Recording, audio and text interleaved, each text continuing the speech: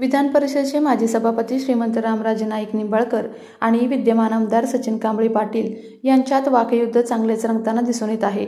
फलटणचे विद्यमान आमदार सचिन पाटील यांनी माजी सभापती रामराजे नाईक निंबाळकर यांच्यावर नाव न घेता टीका केली होती. त्यांनी केलेल्या टीकेवर रामराजे नाईक निंबाळकर यांनी भर सभेत सणसणीत शब्दात प्रत्युत्तर दिलं आहे. मी या भागासाठी काम केलंय हे विचारण्याआधी त्यांचा जन्म तरी झाला होता का, असा सवाल करत निंबाळकर यांनी सचिन पाटलांवर हल्लाबोल केला. तसेच चिलटं डास चावतच असतात, त्यांच्यावर मी फार लक्ष देत नाही, त्यांच्याविषयी बोलणं म्हणजे स्वतःला कमी लेखणं, असं म्हणत त्यांनी निंबाळकरांनी सचिन पाटलांनी केलेल्या टीकेला दुर्लक्षित केलं. तसेच सचिन पाटील यांनी केलेल्या टीकेला उत्तर देताना निंबाळकर म्हणाले, चिलटं डास ढेकून चावत असतात, त्यांच्यावर मी फार लक्ष देत नाही, त्यांच्याविषयी बोलणं म्हणजे स्वतःला कमी लेखणं, अशा शब्दात त्यांनी आमदारांच्या टीकेला दुर्लक्षित केलं. कृष्णा महामंडळ काय आहे त्याला काय त्याच्या नेत्याला देखील माहीत नाही. तो एक पाळीव पोपट आहे. मालक जे बोलतो, जे शिकवतो ते इथे येऊन तो बोलतो. त्यांना जर या भागाचे कल्याण करायचे असेल तर मसवडची MIDC या भागात आणून दाखवावी. आम्ही त्यांचं नेतृत्व मान्य करू, असं ठाम आव्हान रामराजेंनी भरसभेत दिलं. रामराजेंनी दिलेल्या प्रतिक्रियेनंतर राजकीय वातावरण अधिकच तापलं आहे. यांनी आता हे बाळ मला बोललं, आत्ताचा आमदार, हे यांनी त्यांच्या काळात काय केलं? अरे माझ्या काळात मी काय केलं हे विचारायला तुझा जन्म तरी झाला होता का? कशाला विचारतो बाबा? तुझ्या वडिलांना चांगलं माहिती आहे, तुझ्या बाळाचे वडील हे आमच्या घराशी संबंधित होते. तर ते काय केले आणि त्याचं केले खरं मला पहिल्यांदाच बोललो आणि शेवटचंच बोलणार आहे. हे काय त्याच्याकडे लक्ष देत नाही कधी, माहिती सवय नाही. आणि चिलटे तर काय येतच असतात, चिलटाचे काय डास तर येतच असतात, ढेकून तर चावतच असतात. आपल्याला काय व्हायचं? तात्पर्य एकच आहे की पाणी प्रश्नावर परवा आमचे नवनिर्वाचित आमदार काहीतरी बोलून गेले. खरं सांगायचं तर मी काही त्या माणसाकडे लक्षच देत नाही. या माणसाबद्दल बोलणं मला स्वतःचा कमीपणा करून घेण्याची इच्छा नाही. कृष्णा महामंडळ माहीत नाही त्याला, काय त्याच्या नेत्याला माहीत नाही. हे एक पाळीव पोपट आहे. मालक जे बोलतो, मालक जे शिकवतो तेवढं येऊन येतं. त्यामुळे कशाला त्यांच्याविषयी बोलायचं आहे? आणि त्यांना एवढं जर भागाचं कल्याण करायची हौस आली असेल, ज्याचा उल्लेख दीपकरावांनी केला,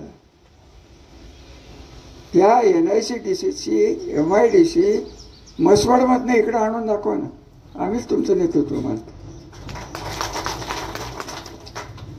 सुळशी धरणाचं पाणी बघा, या जिल्ह्यात सगळेजण मागणार आहेत पकडीचं. मी कोणालाही दोष देत नाही, कुठल्याही मंत्र्याला बोलत नाही, कुठल्याही आमदाराला बोलत नाही. मला तो विषय नाही, मी बोलतच नाही. मला कोण म्हणलं अहो तो फुटणारे फुटून दे म्हणून. फलटणला राजकीय सूज झाली होती, सूज कमी होती, चांगली गोष्ट आहे. आम्ही 91 झाली, नवीन पोरं तयार केली. आम्हाला किती वेळ लागणार आहे जागा करायला? मुलं येत नाहीत असं थोडं द्यायला लिपलं. मुलांना आपण घेत नाही, जे ज्येष्ठ मंडळी म्हणून तक्रारी करणारे मुलं माझ्याकडे भरपूर. विषय राजकारणाचा नाही, हे विषय आज पाण्याचा. इलेक्शन आहेत, या जर आपण पाणी प्रश्न डोळ्यासमोर ठेवून हे पाणी आम्हाला देईल त्याला आम्ही मतं टाकू, हे कार्यकर्त्यांना मी वकील साहेब म्हणत नाही आहे, हे मतदारांना आव्हान आहे माझं. तुम्ही विचारा, कोणालाही विचारा, कोणही तुमच्या भागातल्या फार थोड्या नेत्यांना पाणी प्रश्नाची कळकळ आहे आणि ज्ञान आहे. माफ करा, सगळी वरिष्ठ मंडळी इथं. पाणी आणायला फक्त काय फक्क्या मारायला लागतात का? फार सोपं झालं असतं. किती वेळा फक्क्या बघितल्या हो तुम्ही? तर ज्येष्ठ आहात, बोलू का? मला काय माहीत नाही असं वाटतं. नुसतीच फक्के मारायचे कालवा आला, कालवा इलेक्शन आली की बापू तुम्ही तर बघितलं असं. आता हे असं करून होत नाही हो. आणि आज हे शेवटचं पाणी असताना नको त्या गोष्टी आणून यांनी, आता हे बाळ मला बोललं, आत्ताचा आमदार, हे यांनी त्यांच्या काळात काय केलं? अरे माझ्या काळात मी काय केलं हे विचारायला तुझा जन्म तरी झाला होता का? कशाला विचारतो बाबा? तुझ्या वडिलांना चांगलं माहिती आहे, तुझ्या बाळाचे वडील हे आमच्या घराशी संबंधित होते. तर ते काय केले आणि त्याचं केले खरं मला पहिल्यांदाच बोललो आणि शेवटचंच बोलणार आहे. हे काय त्याच्याकडे लक्ष देत नाही कधी, माहिती सवय नाही. आणि चिलटे तर काय येतच असतात, चिलटाचे काय डास तर येतच असतात, देखून तर चावतच असतात. आपल्याला काय व्हायचं? तर तात्पर्य एकच आहे की पाणी प्रश्नावर आपली गोष्टी झाल्या, भाग संपला. तर करायचं म्हणलं तर पुढचं हेच करायला लागणार आहे की DC येईल की नाही मला माहीत नाही, पण औद्योगिक वसाहत कसंही करून मी आणणार आहे एवढं मी तुम्हाला सांगतो. हे आणायचं का नाही हे सर्वस्वी तुमच्या लोकांच्या वर जिथं येईल त्या लोकांनी जमिनी दिल्या तर होणार आहे. नाहीतर ठीक आहे, आपलं आमदार फंडाला अजून ते काय ते कसलं 22-15 का 24-15 हे सगळ्यांना पाठ झालं आहे. 24 त्याच्यावरच जगायचं असलं तर तसं जगू. काय माझे काय ना नाही, मला जे दिसतंय ते मी आज एवढे गर्दी जमून प्रमुख कार्यकर्ते. नाहीतरी बंडा त्यावेळेस जिथे जिथे आपण बोललो तेव्हा तुम्ही ठराव मला दिले होते. NIC DC करायचे तुमचे ठराव आहेत माझ्याकडे.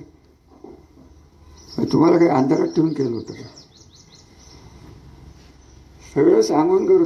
70-72 साली हडपसर काय होतं, कोथरूडला तर पेरूच्या बागा होत्या डॉक्टर. काय तुम्हाला सांगू कसं वाढत गेलं हे डोळ्यांनी बघितलेलं माणूस. आणि ते करताना उद्योग वाढायला पाहिजेत. लोकसंख्येत हा भाग काय वाढतोच आहे. त्या लोकसंख्येला लागणारं पाणी लागतंय, गटर लागत आहेत, इन्फ्रास्ट्रक्चर लागत आहे, हे लागत आहेत. कोणी बघत नाही. इथं कसं आहे, ज्याच्या हातात सत्ता आहे तो ओढतोय, ज्याच्या हातात सत्ता आहे तो ओढतोय. परत एकदा सांगतो, मी परत कोणाला दोष देत नाही, कारण मी कोणाला बोललो की काही लोकांना लगेच राग येतो, त्यांना वाटतं मी त्यांच्याबद्दलच बोलतो. मला काय कोणाबद्दल बोलायचं नाही, ते त्यांच्या भागासाठी करत असतील, त्यांना शुभेच्छा. फक्त आमचा खारीचा 3 TMCचा वाटा मला विचारण्यापेक्षा तुम्ही करताय, पॉझिटिव्ह करताय, आम्ही येतो, या. त्यांना काय श्रेयच पाहिजे, त्यांना पाणी आहे की नाही तुम्हाला दाखवायचं आहे फक्त की पाण्यासाठी किती कष्ट झाले. कष्ट करायला पाहिजे. मान खटाव हे सगळी करा, त्यांचा एक शब्द असतो, आम्ही सत्ताधारी आहे. आम्ही काय गुलाम आहे? हो, कुठेतरी काहीतरी आपण काय बोलतो, पण ते काय असतं, आमच्याकडे एक सवय लागली म्हणजे फलटणमध्ये माणूस स्वतःच्या विचाराने बोलतच नाही, त्याला काहीतरी लिहून दिलेलं असतं. परवा बहुतेक तेच होणार.